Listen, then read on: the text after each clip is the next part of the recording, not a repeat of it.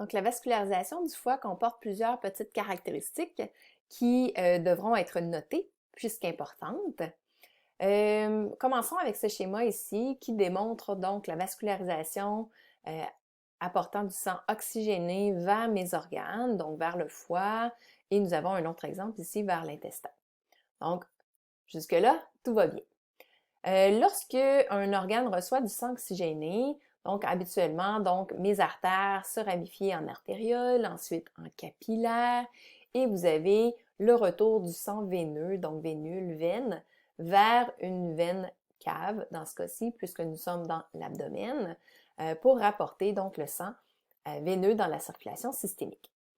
Vous avez, par contre, sur ce schéma, l'exception ici, dont on voulait vous parler.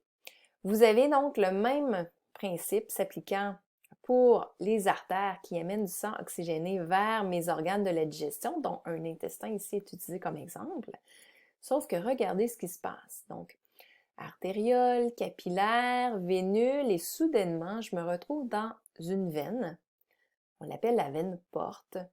Une veine qui permet de faire un détour avec le sang qui provient de mes organes de digestion.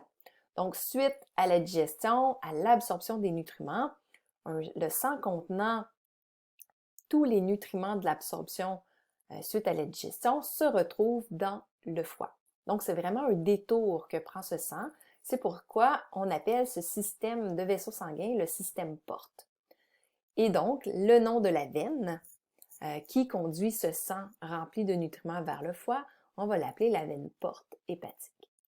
Cette veine porte, donc, arrive dans le foie, se ramifie à nouveau en vénule, en capillaire, et par la suite, suite au passage dans le foie, nous allons rapporter le sang vers la circulation systémique. Donc, le sang prend vraiment un détour. Sur l'image, nous utilisons l'intestin comme exemple, mais en réalité, la veine porte que nous voyons ici reçoit le sang veineux de la plupart des organes de la digestion et même plus. On peut voir donc l'estomac, on peut voir le gros intestin et le petit intestin, mais il y a aussi des organes comme la rate que vous verrez dans le système immunitaire, donc troisième cours de bio, et le pancréas avec ses hormones pour la régulation de la glycémie vont aussi se déverser donc dans la fameuse veine porte hépatique qui s'en va donc, on le voit bien ici, à l'intérieur du foie. Donc, allons voir ce qui se déroule à l'intérieur du foie. Si on prend donc un schéma plus sommaire, donc on a parlé de la récupération du sang veineux de mes organes de la digestion qui se retrouvaient dans la veine porte. La veine porte arrive avec une ramification, donc en vénule, vers des petites formes hexagonales ici, qu'on avait appelées les lobules hépatiques. Donc, mes lobules hépatiques, si je les regarde d'un peu plus près, on voit donc mes vénules portes ici, donc celles qui arrivent à l'hexagone, on les voit en fait se ramifier encore plus, puisque dans chacun des coins de mes hexagones, donc ici, là, là, là et là, donc 6 vénules portes arrivent dans chacun des lobules. Et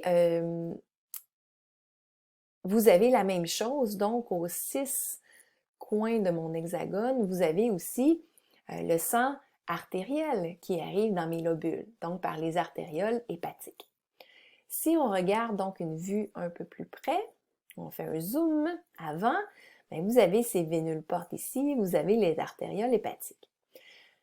Sang oxygéné provenant de la circulation systémique, sang désoxygéné mais plein de nutriments qui arrivent de mes organes de la digestion.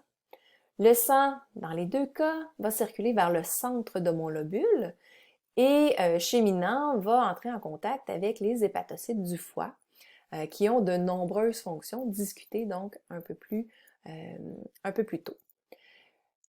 Le sang qui circule, donc circule dans des petits conduits qu'on appelle des capillaires sinusoïdes, donc ils sont très très troués pour accommoder une certaine fonction comme la production de protéines plasmatiques. Ce sera beaucoup plus facile pour le passage des nutriments et de ces fameuses protéines pour donc faciliter le transport membranaire qui prendrait un petit peu plus d'énergie.